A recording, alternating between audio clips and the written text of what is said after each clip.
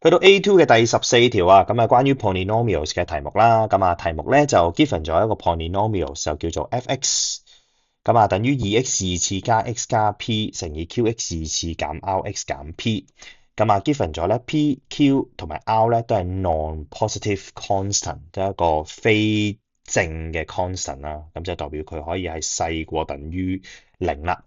咁啊，題目亦都 given 咗咧呢個 f(x) 嘅 constant term 就會係-25。咁啊，part A 嘅部分佢就叫你 write down the value of p。咁啊，有兩樣嘢要大家要注意嘅。第一樣嘢就係 write down。write down 嘅意思就係其實我哋唔需要做一啲好複雜嘅運算，我哋直接就已經睇到啦。呢個係第一樣嘢。咁啊，第二樣嘢就係 constant term 呢一樣嘢咧。咁啊，好多同學成日都唔知係咩嚟嘅。咁啊，舉個例子先啦。咁啊。譬如話 f(x) 等於 5x 二次加 3x 加七啦，let's say，咁啊呢個七咪就 constant term 咯。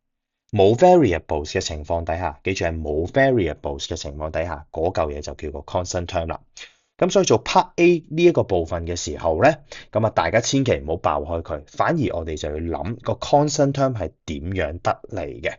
咁啊，如果將啲 x 二次乘入去啲，不論係有冇 x 嘅嘢，咁啊最終都會有 x 嘅。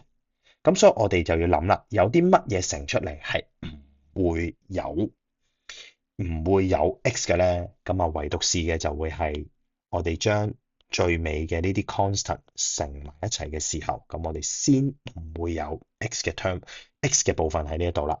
咁所以 part A 嘅部分我哋就會有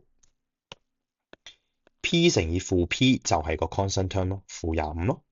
咁所以負 p 二次等於-25，咁啊 p 二次減25等於零。咁啊，亦都係喎，題目講咗其實 PQR 係一啲 non-positive constant，即係佢唔可以係正數。